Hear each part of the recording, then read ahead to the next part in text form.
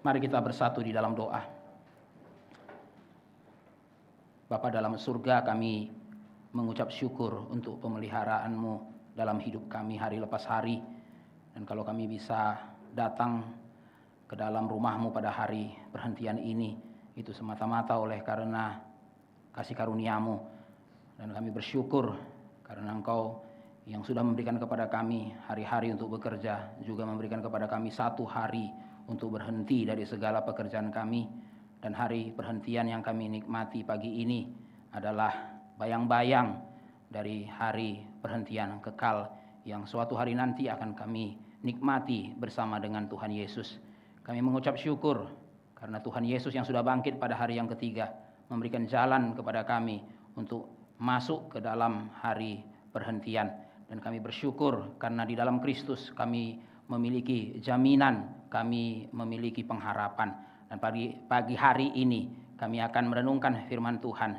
Kiranya Engkau yang mempersiapkan hati kami untuk mendengarkan-Mu berbicara. Kami berdoa kiranya firman-Mu membentuk hidup kami. Kami berdoa supaya kami bukan hanya menjadi pendengar yang baik, tapi kami menjadi pelaku yang taat. Kami menyerahkan hamba-Mu yang penuh kekurangan dan keterbatasan ini. Kiranya Engkau memakainya untuk berbicara kepada kami, untuk menyatakan isi hati-Mu. Kami menyerahkan menit-menit yang akan berjalan di depan kami. Hanya dalam nama Tuhan Yesus kami berdoa. Amin. Mari kita bersama-sama membuka firman Tuhan dari Rut 4 ayat 1 sampai 12. Kita akan membacakan bagian ini secara bertanggapan. Saya akan membacakan ayat 1 dan saudara-saudara menyambut dengan ayat 2, demikian seterusnya kita membaca sampai ayat 12. Tema kita hari ini adalah kasih yang menderita. Minggu depan kita akan mengakhiri eksposisi kitab Rut. Jadi minggu ini adalah satu bagian sebelum bagian terakhir dari eksposisi kitab Rut. Saudara-saudara, bagian terakhir dari kitab Rut itu adalah silsilah. Dan silsilah inilah yang dipinjam oleh Matius ketika dia mencatat tentang silsilah Yesus Kristus. Bagi saudara-saudara yang sudah pernah membaca Injil Matius dimulai dengan silsilah Yesus. Saudara kasih oleh Tuhan, sebagian konten dari silsilah Yesus di dalam Injil Matius itu dia ambil dari Rut pasal 4. Saudara-saudara ya, Rut pasal 4 khususnya bagian yang terakhir. Kita tidak akan merenungkan mengenai silsilah di dalam Rut pasal 4 bagian yang terakhir. Yang kita akan renungkan hari ini adalah pasal 4 ayat 1 sampai 12, yaitu satu bagian sebelum bagian yang terakhir. Kalau saudara-saudara sudah mendapatkan Rut 4 ayat 1 sampai 12, mari kita memperhatikan bagian ini. Kita akan membacakannya secara bertanggapan.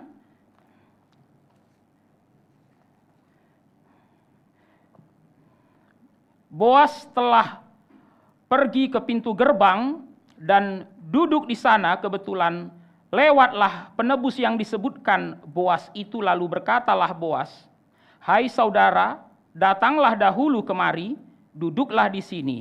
Maka datanglah ia, lalu duduk.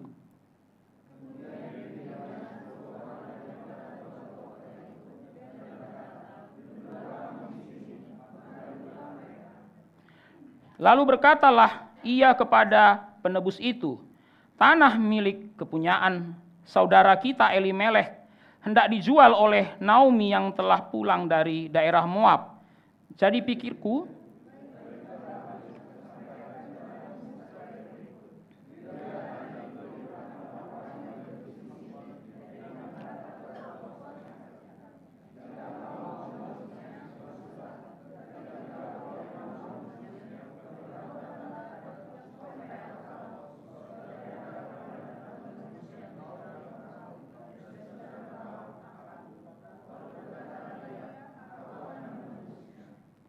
tetapi kata Boas, pada waktu engkau membeli tanah itu dari tangan Naomi, engkau memperoleh Rut juga, perempuan Moab, istri orang yang telah mati itu, untuk menegakkan nama orang itu di atas milik pusakanya."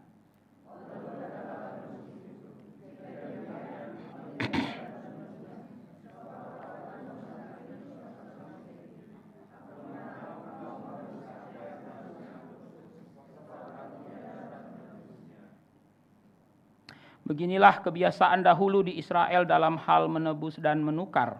Setiap kali orang hendak menguatkan sesuatu perkara, maka yang seorang menanggalkan kasutnya sebelah dan memberikannya kepada yang lain. Demikianlah caranya orang mensahkan perkara di Israel.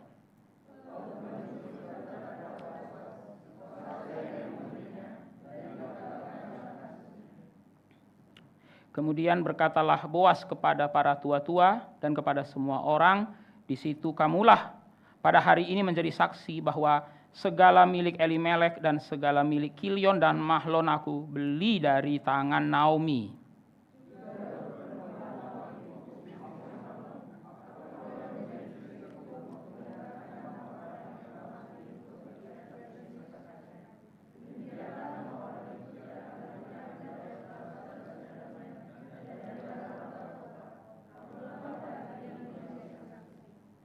Dan seluruh orang banyak yang hadir di pintu gerbang dan para tua-tua berkata, kamilah menjadi saksi. Tuhan kiranya membuat perempuan yang akan masuk ke rumahmu itu sama seperti Rahel dan Lea, yang keduanya telah membangunkan umat Israel.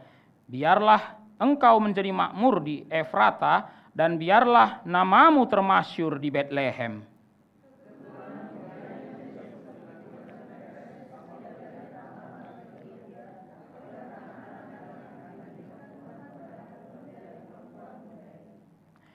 Pasal 3 diakhiri dengan perpisahan, yaitu perpisahan Rut dan Boas. Pasal 3 dimulai dengan pertemuan Rut dan Boas.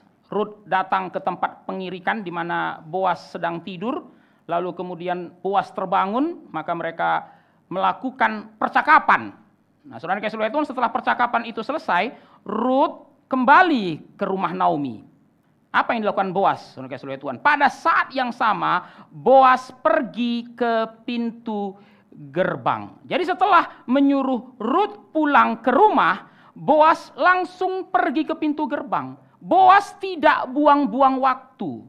Setelah dia berjanji bahwa dia akan menebus Naomi, setelah dia berjanji dia akan menikahi Rut, Boas tidak buang-buang waktu. Dia langsung pergi ke pintu gerbang seperti yang dikatakan pada ayat 1a.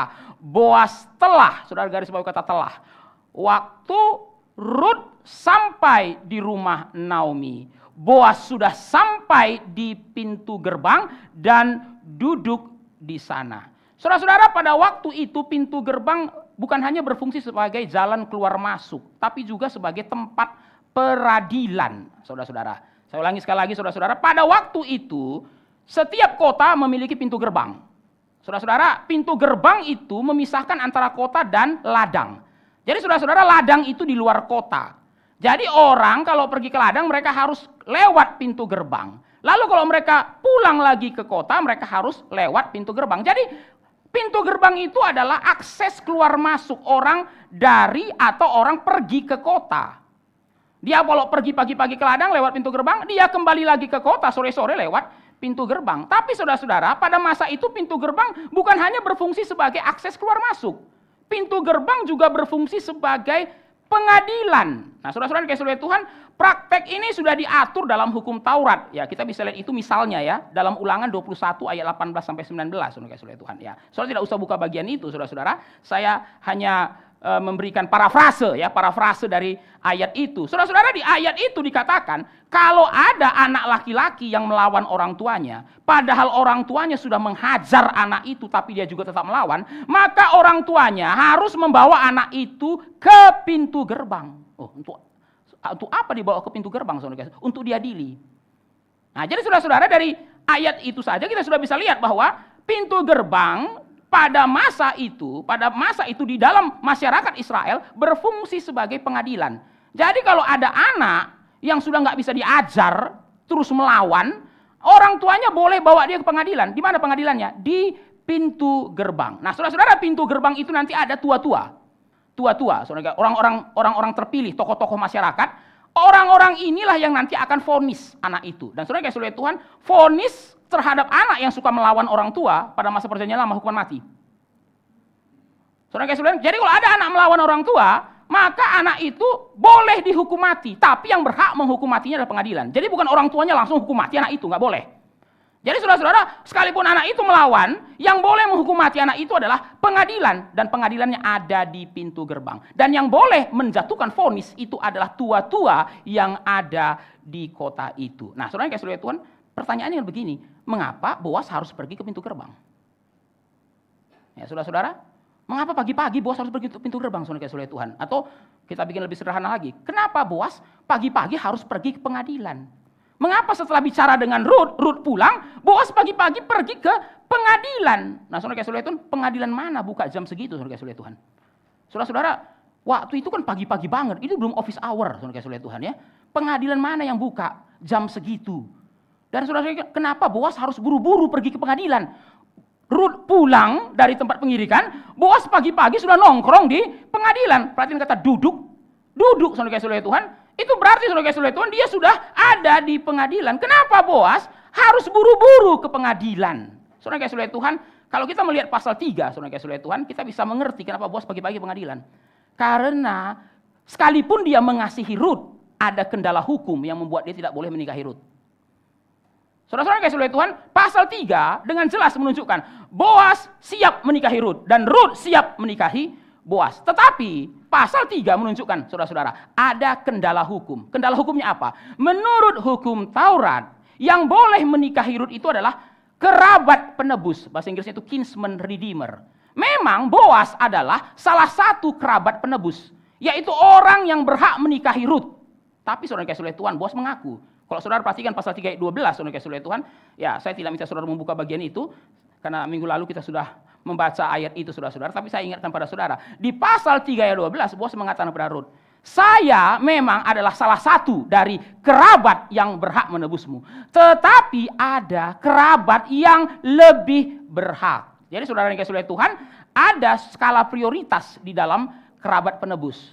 Jadi saudara-saudara, kalau ada orang yang jatuh miskin, ada orang-orang yang boleh menebus orang ini dari kemiskinannya. Tapi saudara-saudara, orang yang boleh menebus ini ada prioritasnya.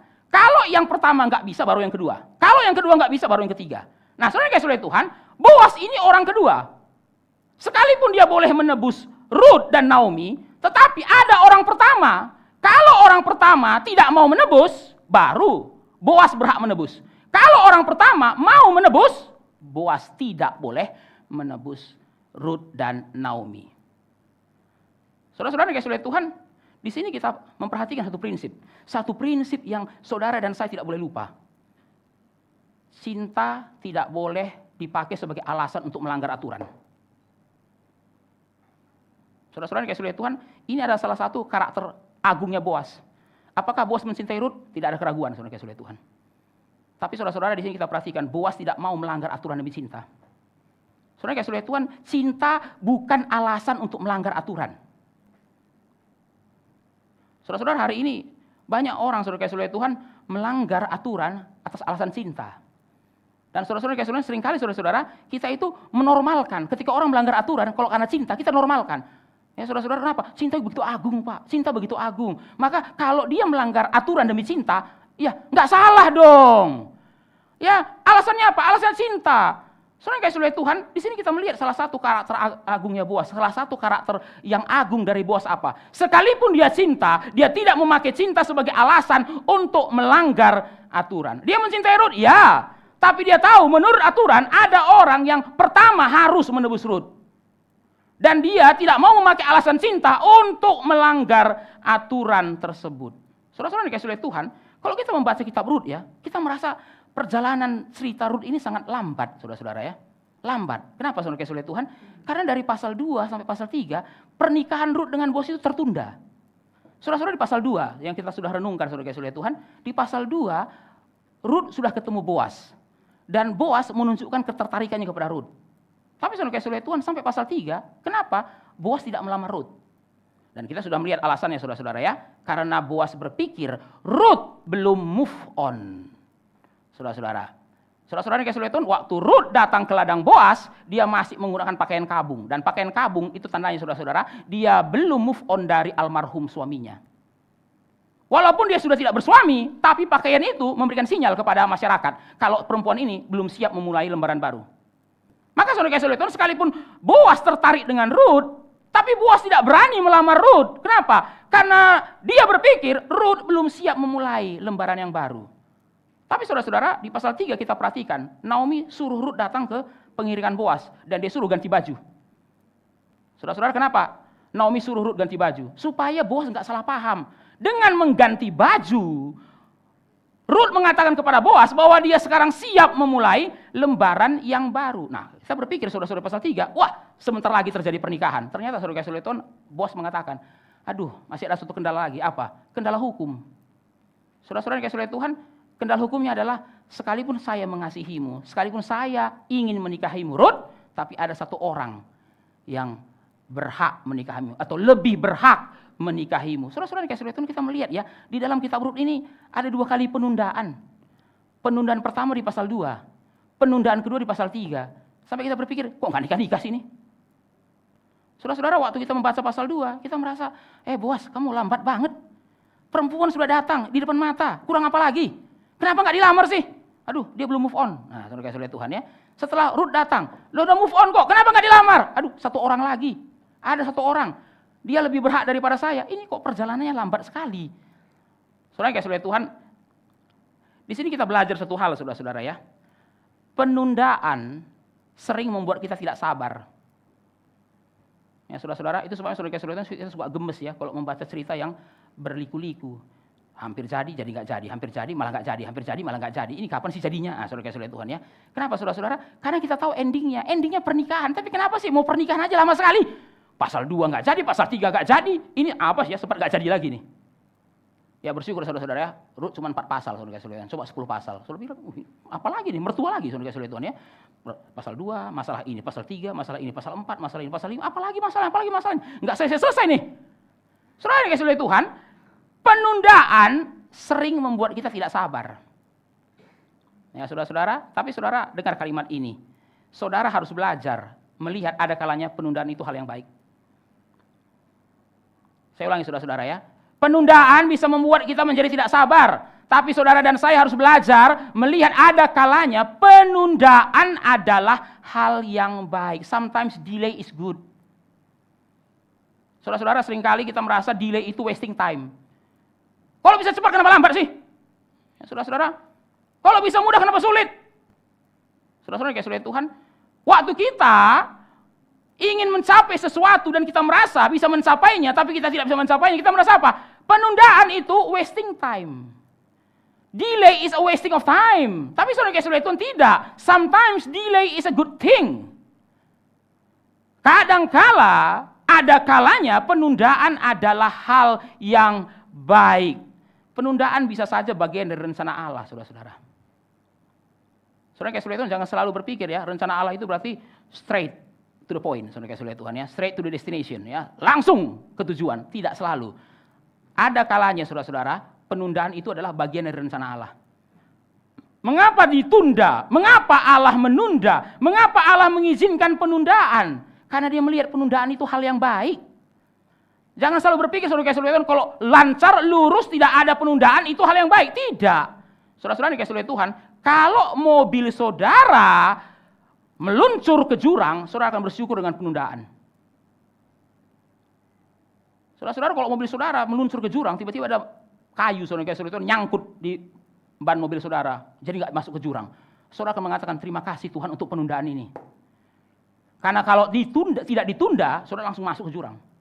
Maka saudara-saudara Tuhan, di sini kita belajar, tidak selalu penundaan itu salah. Memang ada kalanya Tuhan ingin menunda, walaupun saudara ingin sampai ke tujuan, Tuhan menunda. Saudara-saudara yang kasih Tuhan, mengapa penundaan itu bisa kadangkala bermaksud baik? Kenapa kadangkala penundaan itu baik, saudara-saudara? Karena Tuhan mau kita berhasil dengan cara yang benar. Saya ulangi saudara-saudara ya. Tuhan tidak mau kita cuma berhasil. Tuhan maunya kita juga berhasil dengan cara yang benar. Maka saudara-saudara Tuhan, berhasil satu hal, berhasil dengan cara yang benar itu hal yang lain. Tuhan tidak mau saudara dan saya cuma berhasil. Bagi Tuhan tidak ada gunanya berhasil kalau saudara berhasil dengan menabrak aturan. Ya tapi Pak, kalau enggak menabrak aturan lama dong Pak. Nah, saudara-saudara yang kasih Tuhan, kalau menabrak aturan lama, kalau Kalau tidak menabrak aturan lama, kalau menabrak aturan cepat. Tapi saudara kasih oleh Tuhan, bagi Tuhan lebih baik lambat asal benar. Itu sebabnya kenapa Tuhan izinkan penundaan. Sebentar lagi, tapi kenapa tidak sampai? Karena Tuhan tahu, walaupun cepat itu salah. Bagi Tuhan lebih baik kamu lambat tapi benar. Daripada kamu cepat tapi salah. Nah, saudara-saudara dikasih oleh Tuhan, di sini kita bisa menyoroti pandangan dunia barat mengenai cinta, saudara-saudara ya. Cinta. Saudara-saudara dikasih oleh Tuhan, dunia barat itu cenderung mengagungkan cinta. Maka saudara perhatikan ya, banyak film cinta di Hollywood, saudara-saudara. Lebih banyak film cinta di Hollywood daripada di Indonesia. Ya saudara-saudara, kalau saudara nonton film Hollywood, saudara dikasih oleh Tuhan, Putri Salju, Cinderella, Sleeping Beauty. Saudara-saudara, pada masa-masa seperti itu mereka sudah bisa bikin film-film seperti itu yang temanya mengenai cinta. Dan ujungnya selalu happily ever after, saudara kasih oleh Tuhan.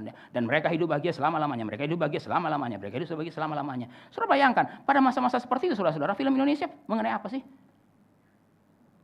Saudara bisa bayangkan, cerita anak-anak, saudara-saudara dari barat itu, sudah bicara mengenai cinta. Dan saudara-saudara, kita harus mengakui bahwa dunia barat sangat mengagungkan cinta. Lagu cinta, film mengenai cinta, novel mengenai cinta. Tapi saudara-saudara, saking mengagungkan cinta, cinta dianggap lebih tinggi daripada aturan. Maka kalau saudara perhatikan, saudara kasih oleh Tuhan, kalau film-film barat, kita akan melihat mereka, iya ya, tapi mereka kan bukan suami istri, kok sudah hidup bersama? Cinta.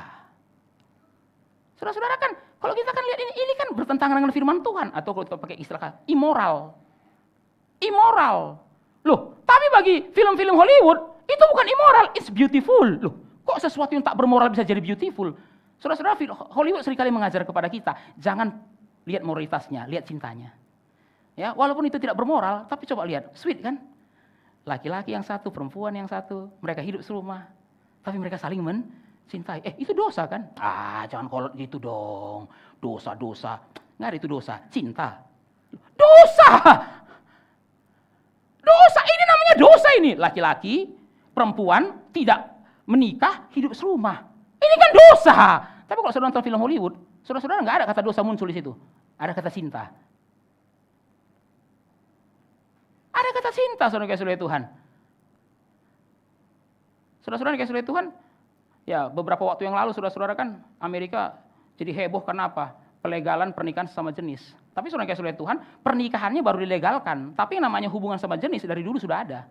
Tapi kalau saudara tanya, saudara kasih oleh Tuhan, orang-orang yang mendukung hubungan sama jenis, apa argumen mereka? Kenapa kamu setuju dengan hubungan sama jenis? Loh, kan mereka saling mencintai. Kamu ya jangan egois lah. Kamu menghalangi dua orang saling mencintai. Iya, tapi mereka laki-laki dengan laki-laki loh. Kamu tega ya, lihat dua orang saling mencintai tidak boleh menikah. Cobalah berhati luas sedikit. Loh, ini dosa. Dosa itu kata firman Tuhan, tapi kamu harus lihat ini dua manusia yang saling mencintai. Apa salah mereka? Kesalahan mereka cuma satu, karena mereka saling mencintai. Kok jadi saya yang salah, saudara kasih oleh Tuhan? Loh, saya bilang ini dosa, malah saya yang salah. Kenapa? Salah mereka cuma satu, mereka laki-laki dengan yang laki-laki, cuma karena mereka saling mencintai. Bukan karena mereka sesama jenis, tapi karena mereka saling mencintai, kata dunia. Salah mereka karena mereka saling mencintai. Kenapa disalahkan kalau mereka saling mencintai? Saudara-saudara, kalau kita lihat juga, kita masuk ke konteks Indonesia, saudara kasih oleh Tuhan ya. Orang menikah beda agama.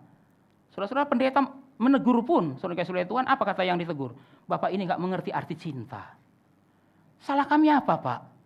Ya, salah kami apa? Saudara-saudara kan ada lagunya itu kan, aku untuk kamu, kamu untuk aku. Tapi semua apa mungkin, iman kita yang berbeda. Ini saudara-saudara, cukup populer lagu ini saudara-saudara ya. Aku untuk kamu, kamu untuk aku. Tapi semua apa mungkin, iman kita yang berbeda. Tuhan cuma satu, kita yang tak sama. Kita sejaman kan saudara kasih oleh Tuhan. Saya berharap saudara tahu lagu ini, jangan saya sendiri yang tahu lah. Saudara-saudara ya, saya jadi merasa bersalah. Saudara pikir, kok pendeta taunya lagu kayak gitu, saudara kasih oleh Tuhan. Nah, tapi kan itu lagunya. Ya Tuhan cuma satu, kita yang tak sama. Saudara-saudara, cinta itu tidak boleh nabrak aturan. Tuhan sudah bikin peraturan. Dan jangan pakai nama cinta untuk menabrak aturan itu.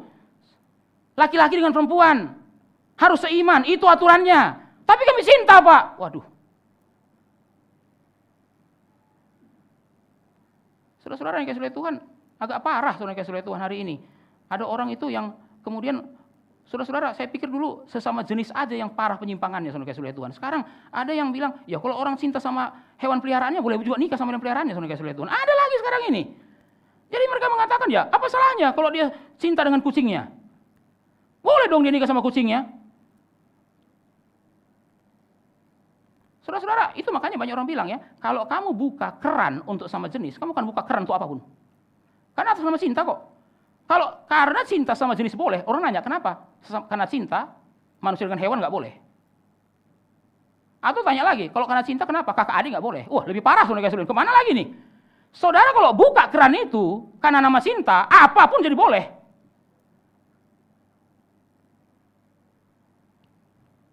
Saudara-saudara dikasih oleh Tuhan, Boas mencintai Rut, tapi dia tidak memakai cinta untuk membenarkan. Saudara yang dikasihi oleh Tuhan, ada kalanya kita harus mengizinkan penundaan, karena penundaan itu mencegah kita untuk menabrak aturan. Kenapa perlu aturan? Karena aturan itu dibuat untuk kebaikan bersama, saudara-saudara. Mengapa cinta tidak boleh menabrak aturan? Karena aturan itu dibuat untuk kebaikan bersama. Maka saudara dengarkan kalimat ini. Kalau orang memakai cinta untuk menabrak aturan, itu bukan cinta, itu egois. Aturan untuk kebaikan bersama. Tapi dia tabrak dengan nama cinta. Maka saudara-saudara, itu bukan cinta. Yang dipikirkan cuma kesenangannya sendiri. Saudara-saudara, laki-laki perempuan belum menikah, lalu mereka kemudian tidur bersama, saudara-saudara Tuhan. Atas nama apa? Cinta. Begitu si perempuan hamil, saudara-saudara Tuhan, laki-laki kabur. Perempuan jadi korban saudara Tuhan. Pihak yang sangat dirugikan. Nah, kan akhirnya aneh. Loh, dari mana mulainya ini? Dari saling mencintai. Tapi kenapa berakhir jadi seperti ini? Laki-laki bilang, saya nggak mau tanggung jawab. Loh, kamu mencintaiku? Siapa bilang?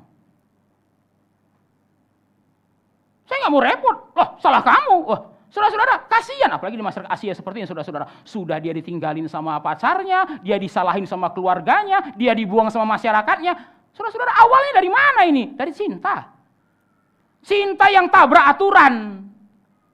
Laki-laki yang tadi mengatakan aku cinta, begitu perempuannya hamil, dia nggak mau tanggung jawab.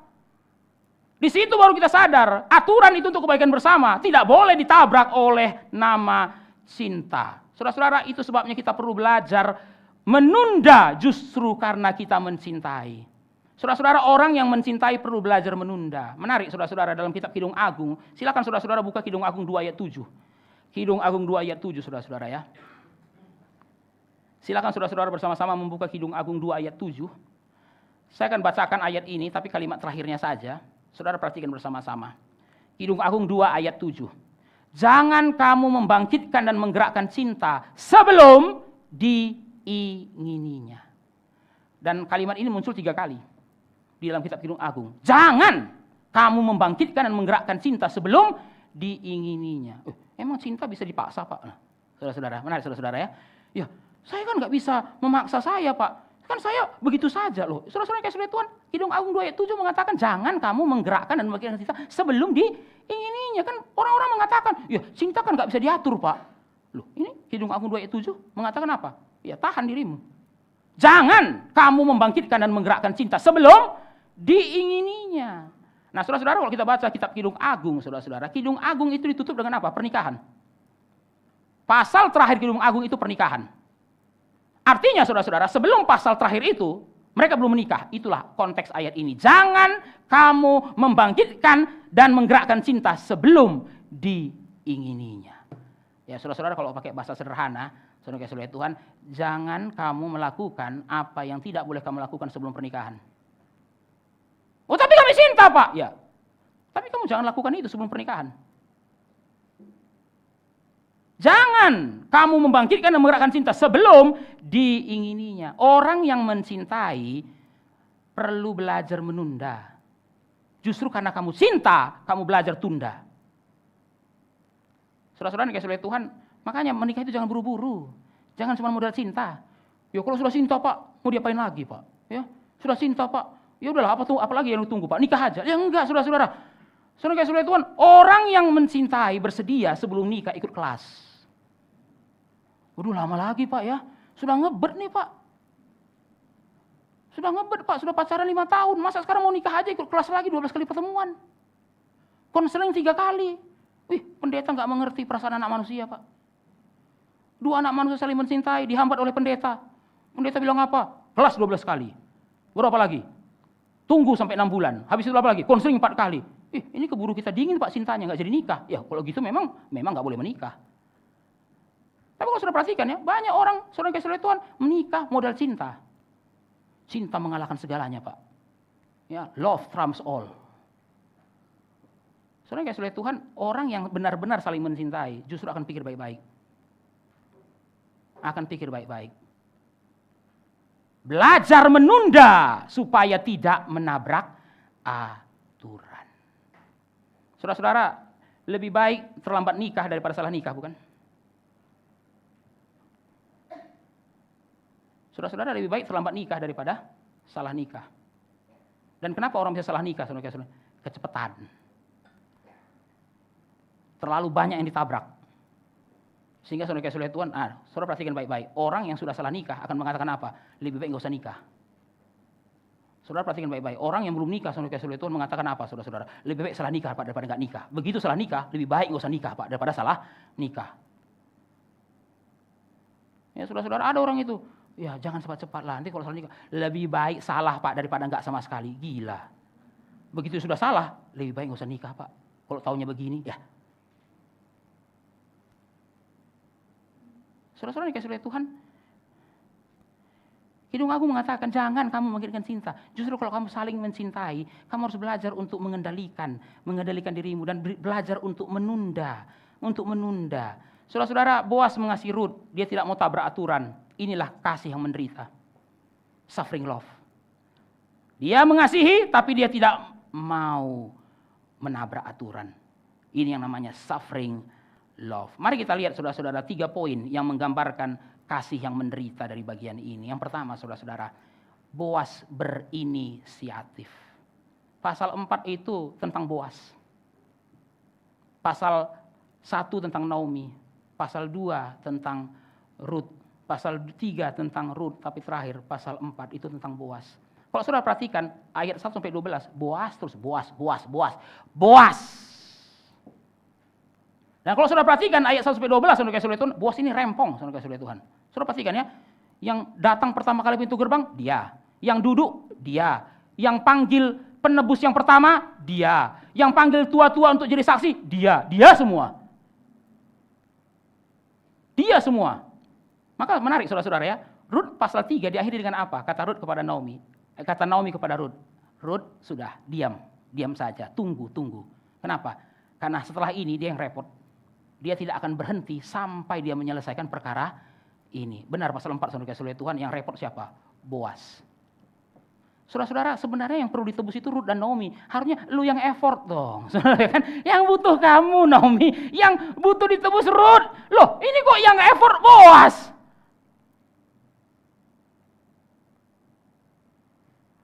Saudara-saudara, waktu Boas effort di pintu gerbang, Rut duduk di rumah, Naomi menunggu kabar dari Boas. Saudara-saudara, pasal 4 ini sangat-sangat menakjubkan. Boas yang datang pagi-pagi, duduk di pintu gerbang, panggil si penebus itu pas lewat, lalu panggil tua-tua. Saudara-saudara, saya bertanya-tanya ya, ini 10 orang ini kok mau ya dipanggil pagi-pagi, saudara Tuhan? Saudara-saudara, kan untuk bikin pengadilan itu sah kan harus ada 10 saksi. Lah 10 saksi itu dari mana datangnya? Dari rumah-rumah itu. Saudara bisa bayangkan pagi-pagi, siapa yang mau dibangunin untuk kumpul di pintu gerbang? Saudara-saudara, ini kan nggak mungkin lah ya, 10-10-nya pas lagi di pintu gerbang semua. Nggak mungkin, saudara Tuhan. Itu pagi-pagi. Jangan-jangan masih sarapan di rumah itu. Lalu Boas ketok pintu. Pak. Ya ada apa, Pak? Pintu gerbang ya. Ngapain? Ada urusan. Loh, ini jam berapa ini? Belum office hour ini. Datang. Saudara-saudara 10. Ayo, saya tanya, saudara Tuhan. 10 orang ini kok mau aja disuruh ya? Saudara-saudara, ada penafsir yang mengatakan, ya kemungkinan Boas itu orang paling kayanya Bethlehem, saudara-saudara. Ya, saudara-saudara, orang kaya yang Bethlehem. Maka saudara Tuhan, ya kalau dia panggil semuanya datang. saudara perhatikan ya, pagi itu Boas rempong, repot sekali dia. Dia yang datang duluan, dia yang panggil-panggil orang. Saudara kasih oleh Tuhan. Tapi di sini kita perhatikan ya, ada campur tangan Tuhan loh. Ayat 1b, coba saudara perhatikan ayat 1b ya. Ayat 1b. Begitu Boas sampai di pintu gerbang, dia duduk. Lalu ayat 1b mengatakan, kebetulan lewatlah penebus yang disebut Boas itu. Saudara perhatikan baik-baik, Boas nggak perlu nunggu loh. Saudara-saudara, pagi-pagi dia datang, dia duduk, orang yang dia tunggu pas lewat. Cepat sekali. Saudara-saudara, kalau kita perhatikan ya, ceritanya tadi kan kayaknya lambat. Hampir nikah nggak jadi, hampir nikah nggak jadi, hampir nikah nggak jadi. Banyak penundaannya. Tapi kalau saudara perhatikan pasal 4, nggak ada penundaan lagi. Cepat. Boas sampai di pintu gerbang, penebus itu lewat. Ya saudara-saudara, kita bisa bilang ya, mungkin penebus itu pas mau pergi ke ladang pagi-pagi itu. Tapi kok bisa pas? Kebetulan. Nah, saudara-saudara kalau sudah mengikuti eksposisi kitab Rut, kata kebetulan pertama kali muncul di Rut pasal 2. Kebetulan itu ladangnya Boas. Saudara-saudara, Rut datang hanya untuk memungut bulur jelai. Tuhan memakai momen itu mempertemukan Rut dan Boas. Tangan Tuhan. Maka saudara-saudara, kata kebetulan di pasal 4 ini mau mengatakan ada tangan Tuhan yang tersembunyi. Ada tangan Tuhan yang tersembunyi. Kenapa waktu Boas sampai di pintu gerbang, penebus itu lewat? Saudara-saudara, kalau saudara perhatikan ya, pernikahan itu kan tertunda 2 kali. Tapi begitu di pasal 4, pernikahan itu cepat sekali, selesai. Selesai. Saudara kasih oleh Tuhan, di sini kita belajar satu hal ya. Kalau belum waktunya Tuhan, semua jadi lambat. Kalau sudah waktunya Tuhan, yang cepat jadi lambat. Saudara perhatikan baik-baik. Kalau belum waktunya Tuhan, saudara kasih oleh Tuhan, secepat apapun saudara bekerja, semua akan lambat. Tapi kalau sudah waktunya Tuhan, semua yang cepat, semua yang lambat pun akan menjadi cepat. Saudara-saudara, pasal 4 tidak lagi penundaan. Tidak ada. Saya kutip dari penafsir Perjanjian Lama, Daniel Block. Daniel Block mengatakan, kini Tuhan memastikan penyelesaian yang cepat itu dengan mengarahkan orang tersebut melewati pintu gerbang tepat pada saat Boas sedang duduk di sana. Saudara-saudara, kenapa yang tadinya lambat, tertunda-tertunda, sekejap jadi cepat? Tangan Tuhan yang tersembunyi. Loh, kenapa sebelumnya enggak? Belum waktunya. Belum waktunya. Maka saudara kasih oleh Tuhan, kalau Tuhan tunda jangan dipaksa. Tapi kalau waktu Tuhan tiba jangan ditunda. Saya ulangi saudara-saudara. Jadi enggak selalu menunda itu benar, saudara kasih oleh Tuhan. Tapi tidak selalu menunda itu salah. Kalau Tuhan menunda jangan dipaksa. Tapi kalau waktu Tuhan tiba jangan ditunda. Saudara-saudara, ada penundaan yang salah, ada. Nah, kita akan renungkan itu tahun depan, saudara kasih oleh Tuhan, dalam kitab Hagai, eksposisi kitab Hagai. Hagai dimulai dengan kemarahan Tuhan kepada bangsa Yehuda. Kenapa Tuhan marah? Bangsa Yehuda berkata, bangsa ini berkata, belum tiba waktunya untuk membangun kembali rumah Tuhan. Baru Tuhan bilang, emang sudah tiba waktumu untuk membangun kembali rumahmu. Saudara-saudara, ada penundaan yang salah, ada. Contohnya apa? Bangsa Yehuda. Mereka sudah pulang dari pembuangan untuk bangun kembali bait Allah. Lalu setelah 20 tahun, apa mereka bilang? Belum tiba waktunya untuk bangun kembali bait Allah. Ditunda terus, ditunda terus. Wah, Tuhan marah. Tapi saudara-saudara, ada penundaan yang memang Tuhan mau. Ada penundaan yang Tuhan mau. Kalau Tuhan menunda, jangan dipaksa. Pak, saya sudah usia 40, Pak. Saya sudah dekatin semua perempuan, gak ada yang mau. Ini ada Pak yang mau sama saya, tapi gak seiman. Loh, kenapa? Karena gak ada yang mau, solusinya yang gak seiman. Itu kan konyol, saudara kasih oleh Tuhan. Kenapa kamu menikah yang tidak seiman? Habis yang seiman gak ada yang mau, Pak. Loh, kalau belum ada yang mau, memang Tuhan tunda. Ya, tapi mari kita evaluasi diri, saudara kasih oleh Tuhan ya. Yang gak mau ini kenapa? Ketinggian gak standarnya, saudara kasih oleh Tuhan? Ya wajar dia gak mau. Tapi kalau saudara-saudara sudah coba mengevaluasi diri dengan baik, saudara sudah berusaha, tapi tetap nggak mau, ya sudah. Ini anggap aja penundaan Tuhan. Tapi kalau saudara injak gas, saudara oleh Tuhan, wah, ini Pak ada sudah yang mau sama saya, lumayan juga Pak wajahnya, ya, tapi nggak seiman Pak. Ya bukan salah saya Pak, ya dia mau sama saya, yang seiman nggak mau sama saya Pak. Yang nggak seiman mau sama saya, ya udahlah saya injak gas, wah. Saudara-saudara masuk ke jurang. Masuk ke jurang. Ya sama halnya saudara-saudara Tuhan dalam berbisnis. Saudara harus tahu penundaan dari Tuhan. Saya pengen kaya Pak. Ya salah, enggak salah pengen kaya. Tapi saudara-saudara Tuhan, Tuhan kasih aturan. Tuhan kasih aturan. Saudara-saudara ingin kaya, enggak salah. Tapi aturan dari Tuhan ada. Kalau Tuhan bilang kamu ikutin ini, tapi lama Pak. Kalau ikutin aturan Tuhan lama. Ya memang belum waktunya kamu kaya. Belum waktunya kamu kaya. Ya nggak bisa dong Pak, tetangga saya sudah kaya semua, cuma saya belum kaya Pak. Masa Tuhan bilang belum waktunya? Loh, daripada kamu kaya dengan cara yang salah.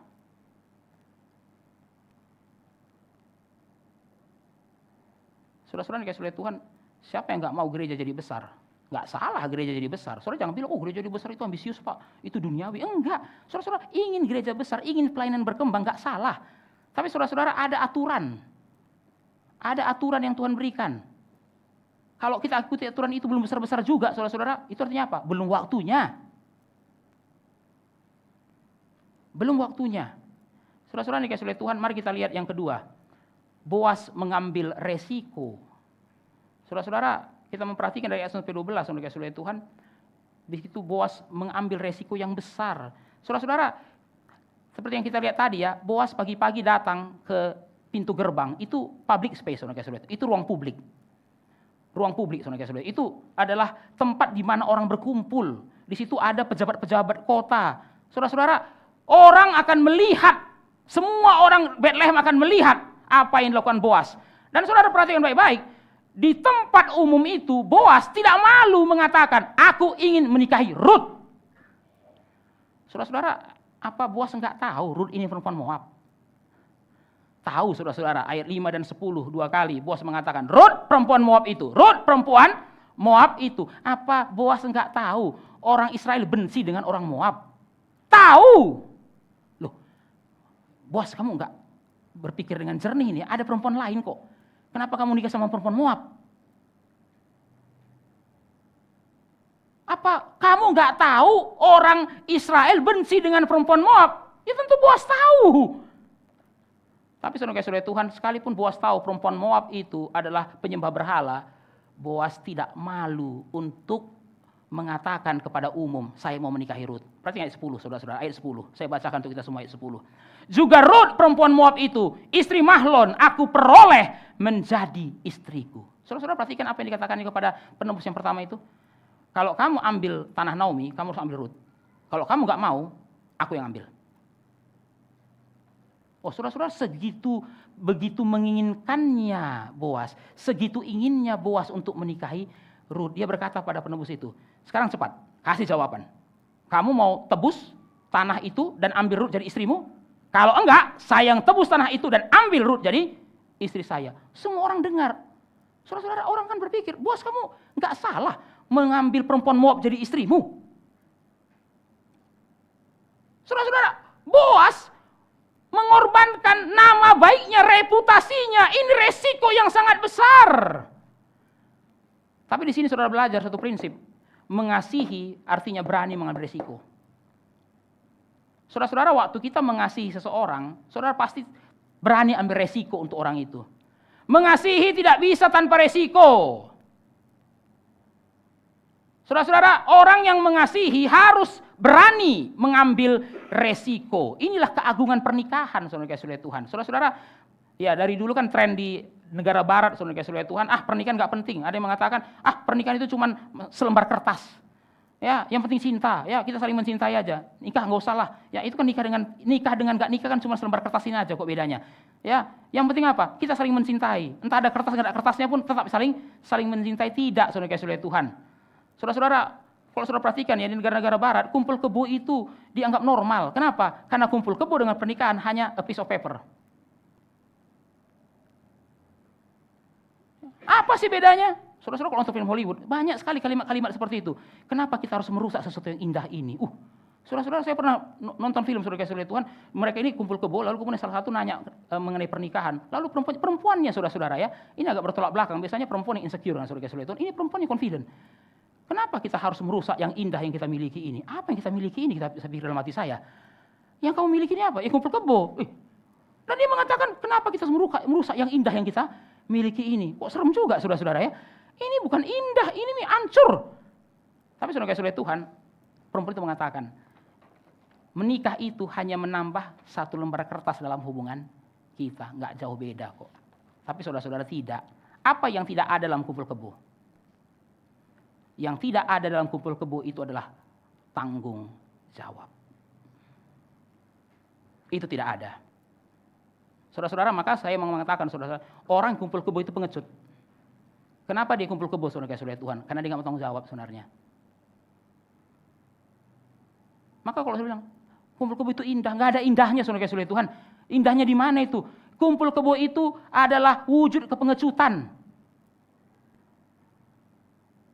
Kenapa saudara-saudara? Karena kumpul kebo saudara tidak perlu diikat dengan janji, nggak perlu. Ikutin emosi sesaat saja, ya. Sepanjang kita dua nyaman, ya kita dua bahagia. Loh, nanti kalau tiba-tiba ada apa-apa, ya nggak usah dipikirin lah. Ya, jangan terlalu memikirkan yang buruk-buruk. Loh, saudara-saudara, hidup ini harus dipikirkan yang seburuk-buruknya. Nah, tapi di kumpul-kumpul saudara-saudara Tuhan, orang nggak disuruh mikir gitu, ya memang nggak usah dipikirin. Maka saudara perhatikan, di dalam kumpul-kumpul saudara-saudara, kalau tiba-tiba salah satu merasa tidak srek lagi, ya tinggal pergi. Nggak ada tanggung jawab. Maka saudara-saudara, di dalam kumpul kebo yang hilang itu apa? Pertama, responsibility. Yang kedua, accountability. Accountability. Kalau saudara tanya, saudara-saudara Tuhan, orang kumpul kebo gitu, kalian ini resminya kapan sih? Ya nggak tahu lah. Dari dulu begini aja gitu. Loh, ada saksinya nggak? Nggak tahu, nggak ada, bukan nggak tahu, nggak ada memang. Lah, saudara-saudara, pernikahan itu kan agung sekali. Saudara nggak tahu masa depan, saudara diikat dulu dengan janji. Tidak akan menceraikannya sampai maut memisahkan. Ih, berapa tahun lagi matinya saudara-saudara? Ternyata 30 tahun lagi. Wih, lama ya. Ternyata dalam 30 tahun saudara-saudara yang langsung jadi langsung. Tahu gini ya. Kalau tahu gini, bakal begini. Kalau tahu begini, wah, nggak mau saya sama kamu dulu. Tapi sudah telat, saudara-saudara. Sudah diikat oleh janji. Kan saudara-saudara kan, suami istri kan suka bercanda ya waktu sudah menikah 20 tahun ya. Kalau tahu ya papamu begini dulu ya, mama nggak mau sama dia, saudara-saudara Tuhan ya. Tapi kayaknya senyum-senyum aja ngomongnya, saudara-saudara Tuhan ya. Lah kan, tapi saudara-saudara kalimat itu kan ada ini ya saudara-saudara ya, ada ini namanya, ada ekspresi kebenarannya. Saudara kalau tahu suami saudara bakal seperti ini, atau saudara tahu istri saudara bakal seperti ini, dulu saudara putuskan nggak menikah sama dia?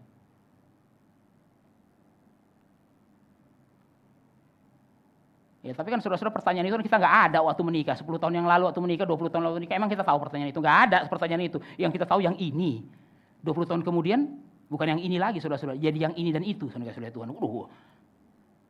Saudara-saudara, kita nggak tahu, suami kita yang sekarang six pack jadi one pack, nggak tahu saudara-saudara Tuhan kan. Waktu nikah six pack, saudara-saudara, kayak kulintang.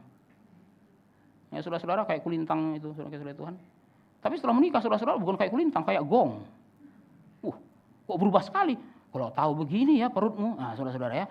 Dulu waktu saya lihat, wah perutmu itu ini six abdomen, saudara-saudara Tuhan ya, six pack. Tapi setelah menikah, gini ya perutmu. Ya tapi saudara-saudara Tuhan, kita pikir-pikir kan itu bukan sesuatu yang kita anggap sesuatu, bukan kita anggap sesuatu yang ini lagi, yang penting lagi. Kita ngomong itu sambil ketawa dalam hati kita. Ya kalau tahu bakal begini pun saya tetap nikah sama kamu. Tapi saudara-saudara, di dalam pernikahan kita diikat oleh janji, walaupun kita tidak tahu hari esok. Kita sudah diikat dulu. Apapun yang terjadi dari esok, kita nggak akan pisah. Itu pernikahan. Tapi dalam kumpul kebo mana bisa gitu? Nggak bisa, saudara-saudara. Saudara-saudara, saya pernah baca satu artikel dari orang yang mendukung kumpul kebo. Dia bilang, loh, kita kan nggak bisa memastikan orang ini yang tepat untuk kita. Makanya, ya kita kumpul kebo dulu. Sampai pasti dia tepat untuk kita. Mau berapa lama kamu bisa pasti? Saudara-saudara, kayak saudara Tuhan, kalau sudah pasti dulu, baru saudara bisa mencintai, itu bukan cinta. Oh, saya pasti dulu, baru saya bisa mencintai. Loh, itu bukan cinta. Saudara-saudara, saudara mengasihi pasangan saudara? Pertanyaan yang lebih serius lagi, saudara ambil resiko nggak untuk pasangan saudara?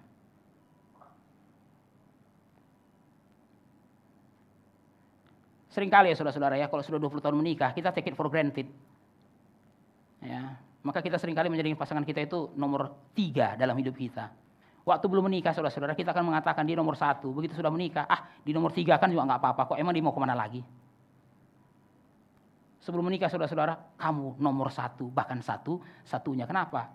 Ya, supaya dia jangan lari. Begitu sudah diikat, saudara-saudara Tuhan, nomor 4 pun nggak masalah. Jadi kalau ada yang dikorbankan, dia dikorbankan. Ya, nah itu. Loh, saudara-saudara, kita itu harus berani ambil resiko untuk pasangan kita, bukan ambil resiko untuk kepentingan diri kita sendiri. Saudara-saudara, saya mengatakan, saudara-saudara Tuhan, kalau di dalam dunia ini harus dikorbankan untuk pasangan saudara, saudara-saudara, maka itu harus dikorbankan. Kecuali Tuhan ya.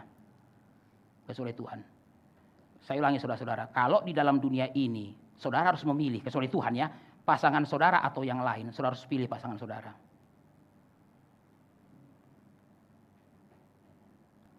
Saudara-saudara, saya sangat teringat dengan satu orang reform itu, seorang reform namanya Warfield, saudara-saudara Tuhan. Warfield ini adalah seorang profesor yang sangat jenius, profesor teologi. Sampai sekarang, saudara-saudara, dia sangat berpengaruh di dalam teologi reform.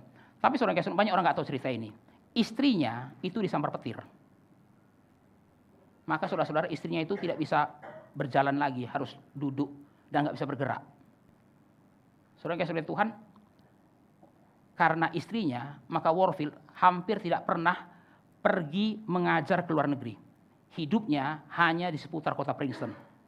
Padahal dia hebat, saudara-saudara. Banyak universitas luar negeri pengen minta dia ngajar di sana. Tapi saudara-saudara, dia nggak pernah meninggalkan Princeton. Dia tidak pernah meninggalkan Princeton Theological Seminary. Kenapa? Karena nggak ada yang ngerawat istrinya. Karena yang mandikan istrinya dia, yang ngasih makan istrinya dia. Saudara-saudara Tuhan, orang bilangnya, sayang loh jenius kayak gini. Nggak dipakai di Eropa, nggak bisa pergi kemana-mana, hanya di sekitar Princeton. Saudara-saudara, sampai istrinya mati, saudara-saudara Tuhan.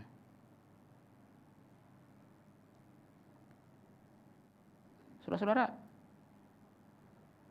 saya pikir saudara-saudara ya, kalau baca bukunya Warfield itu, saudara-saudara, kepala saya pusing. Wah, rumit sekali, saudara-saudara Tuhan.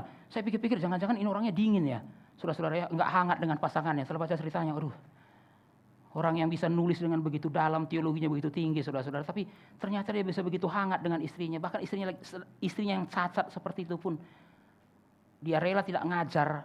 Maka saudara-saudara, hidupnya Warfield itu hanya seputar Princeton.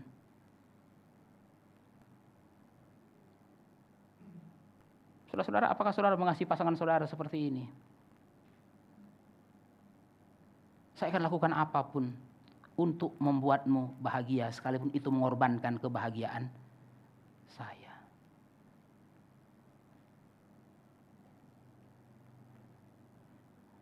Saudara-saudara, biasanya waktu awal menikah masih kayak gitu ya. I will do everything to make you happy, walaupun itu mengorbankan kebahagiaan saya. Tapi setelah 20 tahun, biasanya nggak lagi, saudara-saudara ya. Aku akan mengorbankan dirimu untuk membuatku bahagia, saudara-saudara Tuhan. Kenapa? Karena kamu hidup untuk kebahagiaan saya. Kalau saya nggak bahagia, untuk apa kamu hidup lagi?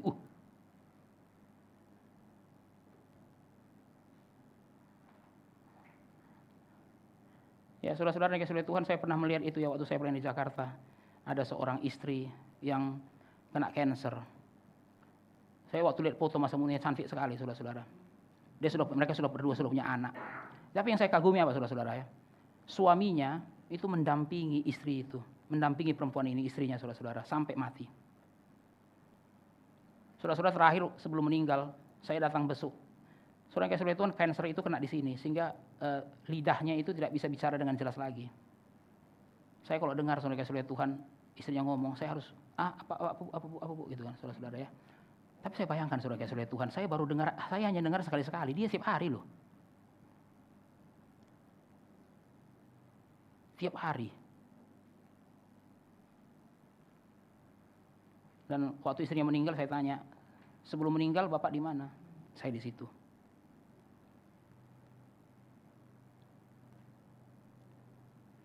Saudara-saudara, mengambil resiko itu adalah makna dari mengasihi. Yang ketiga, saudara-saudara, Boas membayar harga. Saudara-saudara, kata kunci dari pasal 4 ayat 1-12 itu apa? Menebus. Maka saudara perhatikan kata menebus muncul berkali-kali. Menebus, menebus, menebus. Namanya menebus, saudara-saudara, nggak mungkin nggak pakai ada uang. Harus ada uang untuk menebus. Saudara-saudara, menebus itu berarti mengeluarkan uang. Nah, saudara perhatikan baik-baik ayat 6. Saya minta saudara memperhatikan ayat 6. Kita baca bersama-sama ayat 6 ini. 2, 3, ya. Lalu berkatalah penebus itu, jika demikian, aku tidak dapat menebusnya. Sebab aku akan merusakkan milik pusakaku sendiri. Aku mengharap engkau menebus apa yang seharusnya aku tebus. Sebab aku tidak dapat menebusnya. Ingat saudara-saudara, penebus ini sebelum bilang oke. Ayat sebelumnya penebus itu bilang oke. Saudara perhatikan ayat 2 dan 3. Penebus itu bilang oke. Ya, Naomi, istri dari saudara kita Elimelek ingin menjual tanahnya. Oke. Tapi saudara-saudara kok tiba-tiba, aku ini nggak dapat menebusnya. Saudara-saudara ya, loh kok berubah pikiran itu? Aku ini nggak bisa menebusnya. Loh tadi kamu bilang oke. Saudara-saudara, kenapa dari oke jadi nggak oke? Ayat 5. Karena Boas bilang, kalau kamu ambil tanah itu, kamu ambil sama Rut. Oh ini nggak oke ini nggak bisa. Tanahnya oke, tapi Rutnya enggak. Saudara-saudara, kenapa dia oke waktu menebus tanah? Karena dengan ambil tanah itu, ya memang dia harus keluar uang. Ya tapi nggak apa-apa, karena tanah ini akan jadi miliknya, nanti bisa diserahkan ke anak-anaknya. Artinya saudara-saudara, propertinya nambah. Tapi kalau dia ambil tanah itu dan nikah dengan Rut, maka di sini berlaku namanya pernikahan ipar. Saudara-saudara, di dalam tradisi bangsa Israel ada namanya pernikahan ipar. Dan perhatikan saudara-saudara, pernikahan ipar itu berlaku kalau ada laki-laki meninggal tidak punya anak laki-laki. Sudah menikah, tapi nggak ada laki-lakinya. Maka saudara-saudara Tuhan, kalau dia tidak punya anak laki-laki, maka tanah pusakanya akan hilang. Supaya tidak hilang, solusinya pernikahan ipar. Jandanya menikah dengan kakak laki-laki dari si almarhum itu. Nah, waktu pernikahan ipar terjadi, anak pertama adalah anak dari yang meninggal. Saudara-saudara, maka konsekuensinya, ya si penebus ini bilang, ya rugi gua dong. Kalau nikah sama Rut, sudah tanahnya ku beli, ya tanahnya Naomi, tanahnya Elimelek ku beli, aku nikah sama Rut, Rut punya anak. Anaknya Mahlon. Lah kalau anaknya Mahlon, nanti dia bilang, itu kan tanah papa gua yang lu beli waktu itu kan. Sekarang aku anaknya, aku minta dong tanahnya. Lah ngapain saya beli kalau akhirnya jatuh ke anaknya lagi. Tadi saya beli tanah ini untuk jadi warisan anak-anakku. Lah karena tanahnya ini, tapi kan aku nikah sama Rut, anak pertamanya dianggap sebagai anak dari si Mahlon. Lah anaknya bisa bilang, nanti saya minta tanah itu lagi. Loh saya nggak punya tanah lagi dong. Tanah itu kembali ke Rut dan Naomi, kembali ke anaknya.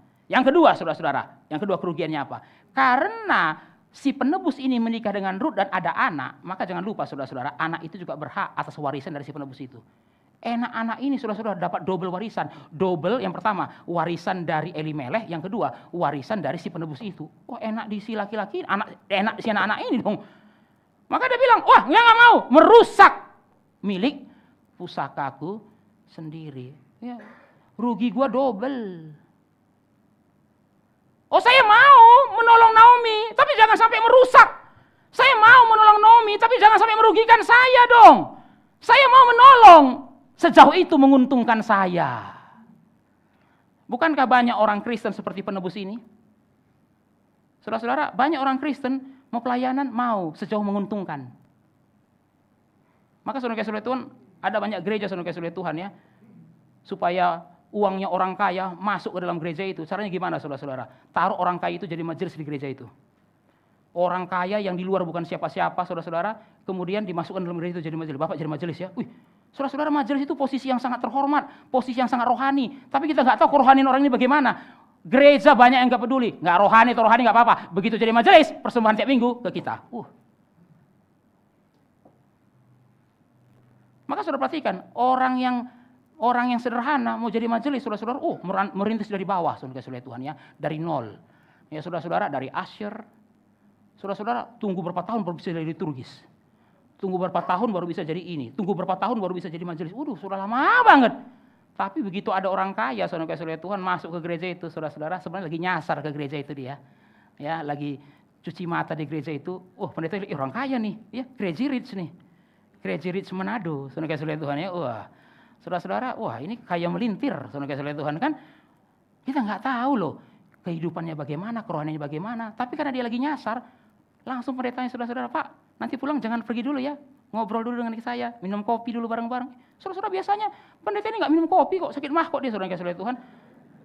Sakit mah kok dia. Tapi karena ada bapak ini, wah langsung dipanggil. Pak, minum kopi dulu ya Pak. Sejak kapan?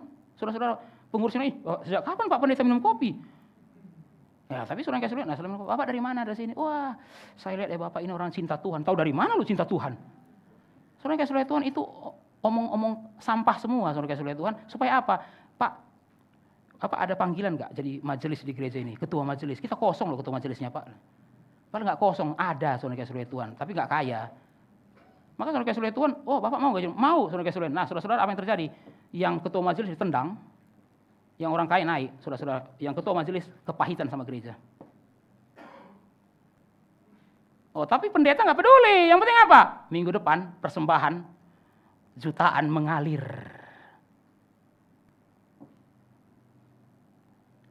Ya, saudara-saudara, mungkin banyak orang bilang, makanya Pak Calvin, ya jangan suka bilang orang kaya bertobat, makanya nggak ada yang nyangkut di sini. Ya, Bapak kurang cerdas. Tapi saudara-saudara, itu orang-orang yang kayak penebus ini, saya mau nolong, sejauh itu menguntungkan. Sejauh itu menguntungkan. Saudara-saudara, cukup banyak ya, orang itu punya jabatan di gereja, tapi nggak berbuat apa-apa untuk gereja. Cuman jabatan aja. Kenapa dikasih jabatan itu? Karena kaya. Tapi saudara-saudara, kalau ditanya-tanya, apa yang sudah dia korbankan? Nggak ada, saudara-saudara Tuhan, cuman jabatan aja. Dan uang. Ya. Tapi saya nggak tahu, saudara-saudara. Ya kita jauh-jauh bicara orang-orang, saudara-saudara, jangan-jangan kita juga begitu ya, saudara-saudara Tuhan ya. Saya nggak mau pelayanan, kenapa? Saya nggak dapat kursi di gereja ini. Makanya saya di gereja ini cuma duduk aja. Ya, sampai saya dikasih kursi, baru saya all out. Kalau nggak dikasih kursi, saya nggak all out, sorry.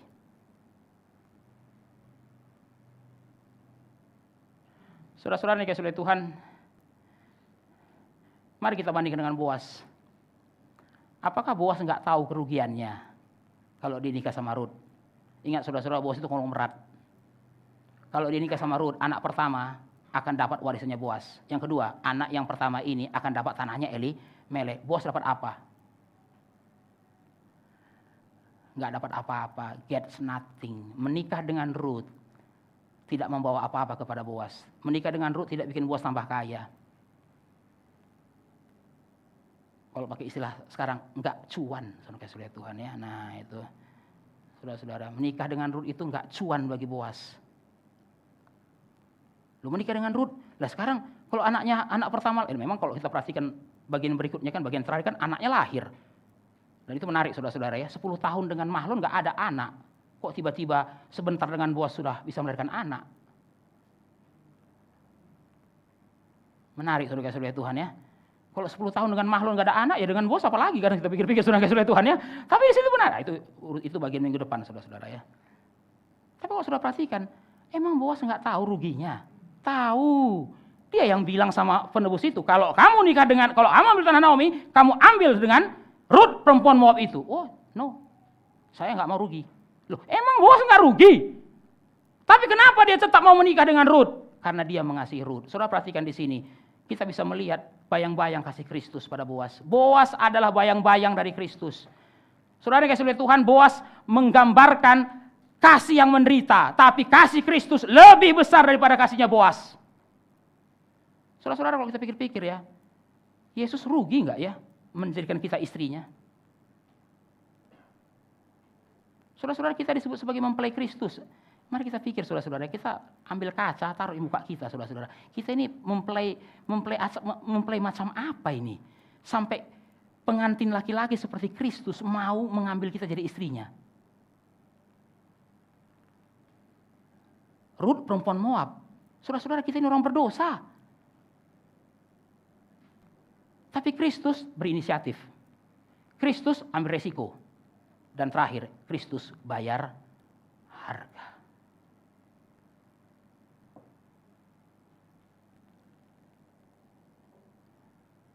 Saudara-saudara,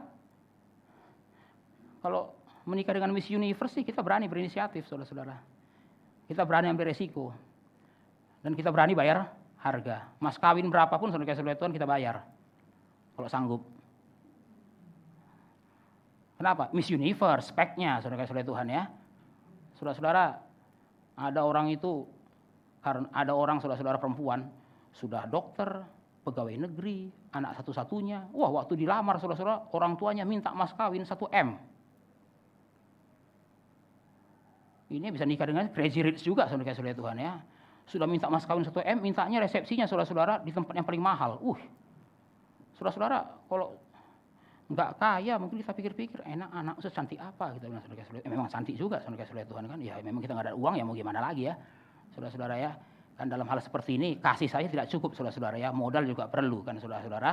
Tapi saudara-saudara Tuhan ada orang kaya melamar perempuan, dokter, pegawai negeri, anak satu-satunya, cantik lagi. Orang tuanya bilang 1 M. 1 M kok mahal sekali om, tante. Ini 1 M ini hitungannya adalah pertama, waktu kami jaga dia waktu masih bayi. Yang kedua, dia pernah stroke waktu kecil. Dan ini kami sudah dakdikduk, sekarang dia bisa selamat. Itu semuanya hitung 1 M. Gila saudara-saudara Tuhan. Tapi saudara-saudara, orang kaya itu kasih 1 M. Apa sih 1 M? Receh. Kenapa? Ya, laki-lakinya Boas soalnya saudara-saudara Tuhan, konglomerat Bethlehem. Tapi kita bisa mengerti, cantik, dokter, PNS, ya menikah dengan dia, get something. Tapi kalau sudah miskin, jelek, nggak berpendidikan, minta mas kawin 1 M saudara-saudara Tuhan. Saudara-saudara, manusia mengatakan, nggak akan ada yang mau, tapi tiba-tiba ada yang mau saudara-saudara Tuhan. Cuma satu yang mau, Kristus. Saudara-saudara, hanya Kristus yang mau dengan orang seperti saudara dan saya yang sudah berdosa, tidak bermoral, jahat, licik, hancur. Tapi dia inisiatif, dia ambil resiko, dan dia tidak malu. Saudara-saudara, apakah kita mengasihi Kristus? Amin. Saudara mau berkorban nggak untuk dia? Apakah Kristus mengasihi saudara? Pasti dia mau berkorban untuk saudara. Pertanyaan sebaliknya, apakah saudara mengasihi Kristus? Amin. Saudara mau berkorban nggak untuk dia? Saudara-saudara, Kristus sudah memberikan dirinya. Bapa sudah berikan anak tunggalnya. Yesus sudah memberikan darahnya. Saudara mau minta apa lagi dari dia? Saudara-saudara, dia Bapa cuma punya 1 anak, itu dia kasih. Dan anaknya mati di Golgota untuk saudara. Lalu saudara masih nanya lagi, apa yang Tuhan bisa berikan untuk saya? Ini pertanyaan yang kurang ajar saudara-saudara Tuhan ya. Saudara-saudara, sudah saatnya kita tidak bertanya lagi apa yang Tuhan bisa berikan untuk saya.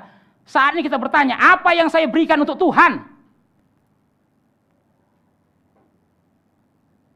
Pertanyaan apa yang Tuhan berikan untuk saya itu sudah selesai. Pertanyaan yang belum selesai adalah apa yang saya bisa berikan untuk Tuhan? Tapi kalau sudah perhatikan ya, kekristenan hari ini saudara-saudara, pertanyaannya justru yang pertama, apa yang Tuhan bisa berikan untuk saya? Saudara-saudara, kekristenan hari ini tidak bertanya lagi, apa yang saya bisa berikan untuk Tuhan?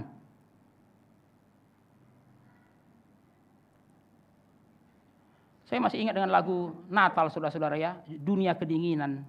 Tapi itu ada satu baitnya saudara-saudara ya, apa yang ku berikan padamu Yesus, andai ku gembala, ku beri dombaku, andai orang majus. Itu pertanyaannya saudara, apa yang ku berikan? Saya nggak tahu, saudara, pertanyaan saudara hari ini masih yang pertama, apa yang Tuhan bisa berikan untukku? Harusnya enggak lagi lah ya saudara-saudara, itu pertanyaan sudah lewat lah. Saudara, Yesus sudah mati, Bapa sudah karuniakan anaknya yang tunggal, saudara masih nanya apa yang Tuhan bisa berikan untukku? Pertanyaan kita sekarang, apa yang saya bisa berikan untuk Tuhan? Saudara-saudara, di dalam surat kepada calon mertuanya, Adoniram Judson menulis seperti ini saudara-saudara. Adoniram Judson ini misionaris dari Amerika ke Birma. Dialah misionaris pertama ke Birma. Jadi kalau hari ini saudara-saudara pergi ke Birma ada gereja, itu karena dulu Adoniram Judson menyerahkan diri jadi misionaris ke sana. Awalnya dia mau jadi misionaris ke India, Tapi karena India itu jajahan Inggris dan dia orang Amerika, dia tidak boleh masuk India. Maka saudara-saudara dari India, dia belok pergi ke Birma, saudara kasih oleh Tuhan. Nah, saudara-saudara kasih oleh Tuhan, sebelum berangkat ke India, Adoniram Judson itu menikah dengan seorang perempuan yang sangat cantik, namanya Anne Heseltine. Nah, saudara-saudara sebagai informasi, Adoniram Judson itu 3 kali menikah, karena istrinya meninggal. Istri yang pertama Anne Heseltine, baru meninggal di Birma. Kenapa meninggal saudara-saudara? Karena iklim di Birma itu tidak cocok dengan mereka yang datang dari Eropa. Lalu penyakitnya banyak saudara-saudara, ya malaria, demam berdarah dan sebagainya. Nah saudara-saudara kayak saudara, jadi dulu orang itu nggak berani pergi ke India, nggak berani. Sampai sekarang saudara-saudara masih banyak orang takut pergi ke India, saudara-saudara Tuhan ya. Tapi saudara-saudara apalagi zaman dahulu orang nggak berani pergi ke India. Belum ada teknologi seperti hari ini, dokter obat belum ada, rumah sakit India belum ada, saudara-saudara Tuhan.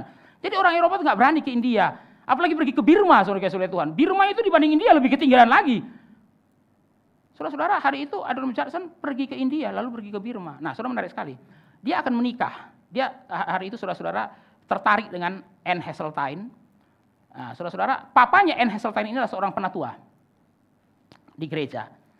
Dan gereja inilah yang nanti akan mengutus Adoniram Judson pergi ke Birma. Nah, saudara kasih oleh Tuhan, waktu dia lagi wawancara di gereja itu, dia ketemu sama perempuan ini, anak dari penatua itu. Nah, dia jatuh cinta, lalu dia mau menikah, saudara kasih oleh Tuhan. Nah, saudara kasih oleh Tuhan, karena dia misionaris, maka mau nggak mau, istrinya harus ikut. Wah, saudara-saudara gimana nih? Melamar anak yang akan dibawa pergi ke India, saudara kasih oleh Tuhan. Wah, ini anak perempuan cantik lagi. Nah, saudara-saudara menarik sekali. Ini yang dia tulis, saudara kasih oleh Tuhan ya. Nah, dia mengatakan, sekarang saya mau bertanya kepada Bapak, apakah Anda bersedia berpisah dengan putri Anda di awal musim semi mendatang untuk tidak lagi melihatnya di dunia ini? Apakah Anda bersedia dia pergi ke negeri kafir dan harus menanggung kesulitan dan penderitaan kehidupan misionaris? Apakah Bapak bersedia dia menghadapi bahaya lautan, pengaruh fatal iklim India, segala macam kekurangan dan kesusahan, penghinaan, pelecehan, penganiayaan, dan mungkin kematian yang kejam?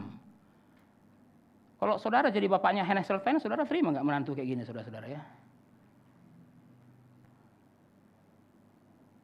Anak cantik, oh dilamar sama misionaris, baru isi surat lamarannya gini lagi. Apakah Bapak bersedia berpisah dengan putri Bapak, tidak lagi melihat dia di dunia ini? Waduh, saya besarkan anak perempuan itu nggak gampang loh. Saya keluarkan uang untuk beli make upnya, skincare-nya. Baru kamu bawa dia ke India, digigit nyamuk, nanti gimana? Loh saudara-saudara, inilah yang dikatakan Adoniram Judson. Dia siap kalau ayah dari Anne Heseltine tidak mau terima dia, tidak mau nikahkan anaknya. Kenapa? Memang nggak gampang jadi misionaris. Tapi memang dia mengatakan itu. Apakah Anda bersedia? Tapi saudara-saudara, saya lanjutkan kalimat terakhirnya. Dapatkah Anda menyetujui semua ini demi Dia yang sudah meninggalkan rumah surgawinya dan mati untuknya, dan untuk Anda demi jiwa-jiwa abadi yang binasa dan demi kemuliaan Allah? Saudara-saudara, ya mungkin karena membaca surat ini, calon mertuanya nggak bisa jawab, saudara-saudara, langsung diizinkan anaknya pergi. Saudara, kalau ngelamar anak orang pakai surat ini mungkin bisa jadi inspirasi, saudara Tuhan ya. Tapi ini yang saya mau tunjukkan, bagaimana orang-orang Kristen dulu ya, tidak tanya apa yang Tuhan bisa berikan untuk saya. Mereka hanya tahu satu hal, apa yang saya bisa berikan untuk Tuhan. Saudara-saudara, apakah kita mengasihi Kristus? Apakah kita mau berkorban untuknya? Terakhir, saudara-saudara, bagian ini ditutup dengan berkat. Ayat 11. Setelah Boas mengatakan, kalau gitu kalian dengar ya, orang ini tidak mau. Sudah jelas ya, saya tidak nyerobot. Dia nggak mau menikah dengan Ruth. Saya yang menikah dengan Ruth. Kalian saksinya. Tapi saudara perhatikan respon dari seluruh penduduk kota Betlehem apa? Mereka memberkati Boas. Oh, ini kan perempuan Moab. Tapi apa kata mereka? Kamilah menjadi saksi. Tuhan kiranya membuat perempuan yang akan masuk ke rumahmu itu sama seperti Rahel dan Lea. Loh, Rahel dan Lea itu nenek moyangnya bangsa Israel, saudara Tuhan. 12 suku Israel itu lahir dari Rahel dan Lea. Lalu masa Ruth disamakan dengan Rahel dan Lea?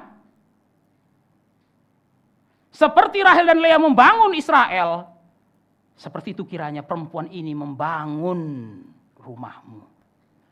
Saudara-saudara dikasihi oleh Tuhan, saya kutip dari penafsir Perjanjian Lama, saudara-saudara, namanya Ian Daguit. Dia mengatakan begini, ironisnya dengan berusaha melindungi masa depan dan warisannya sendiri, si penebus pertama justru berakhir tanpa nama. Kehilangan kesempatan untuk ambil bagian dalam warisan terbesar dari semuanya. Saudara-saudara, kontras dengan Boas. Boas sudah siap kehilangan karena harus menikah dengan Ruth. Dia sudah siap rugi, loss, untuk bisa menikah dengan Ruth. Tapi apa yang dia dapat? Dia tidak loss. Dia malah full. Saudara-saudara, dia nikah dengan Ruth, dia akan rugi menurut mata manusia. Tapi Tuhan bilang apa? Enggak. Justru dengan menikah dengan Ruth, maka nama Boas muncul di dalam silsilah Yesus Kristus. Saya tanya, di mana nama si penebus itu? Saudara pernah bertanya, siapa nama penebus yang pertama ini? Sampai hari ini Tuhan yang tahu, saudara, itu nama penebus pertama ini. Saudara-saudara, di akhir itu cuman si penebus itu siapa? Saudara-saudara, seakan-akan penulis kitab Rut memang orang itu nggak perlu diketahui namanya. Kenapa? Dia sial. Kenapa, saudara-saudara Tuhan? Dia sudah ditawarin kesempatan untuk ikut ambil bagian dalam rencana Allah, dia tolak. Karena takut warisannya rusak, dia takut loss. Malah loss. Lihat Boas ini, dia nggak takut loss. Saudara-saudara dikasihi oleh Tuhan, inilah yang kita lihat dalam bagian ini. Boas tidak takut rugi demi menikahi Ruth, tapi Tuhan membuatnya menjadi besar, full. Tapi si penebus yang pertama, saudara-saudara, dia takut rugi. Malah akhirnya, saudara-saudara, dia benar-benar loss. Loss, saudara dikasihi oleh Tuhan. Saudara, menarik sekali ya. Nama penebus ini, kalau saudara perhatikan ayat pertama, silakan kita lihat ayat pertama, saudara-saudara. Ayat pertama, saya bacakan bagaimana Boas menyapa si penebus ini. Hai saudara, datanglah dahulu kemari.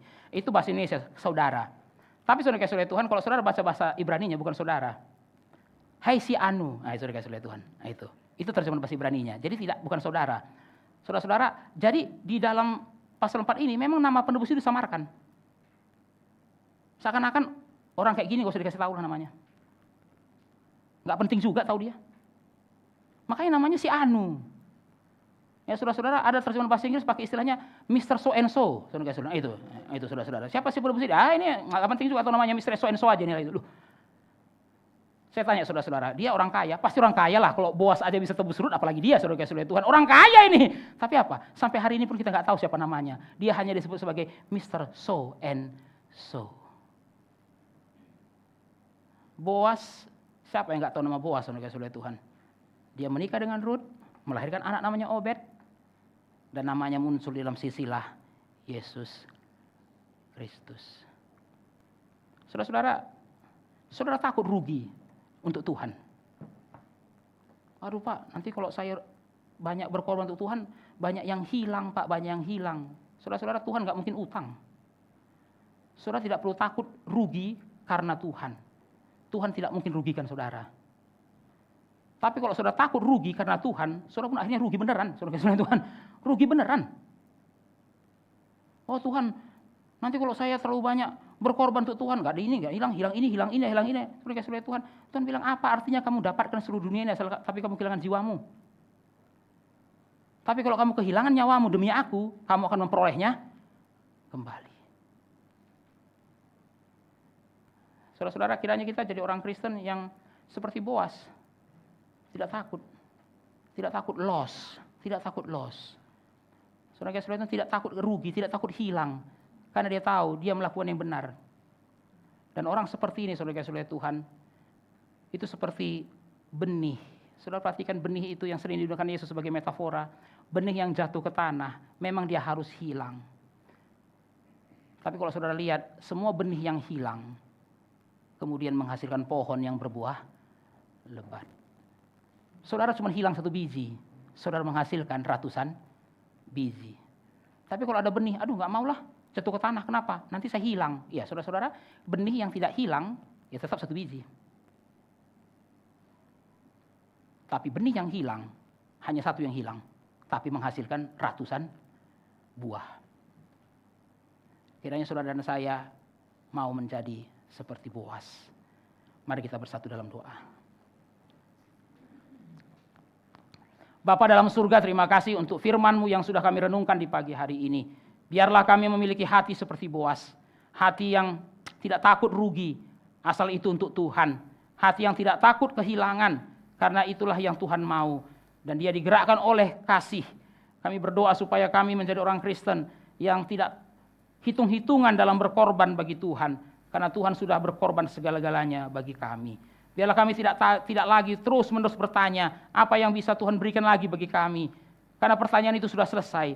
Pertanyaan yang tidak akan selesai adalah apa yang bisa kami berikan bagi Tuhan. Inilah doa kami, dalam nama Tuhan Yesus kami berdoa. Amin. Mari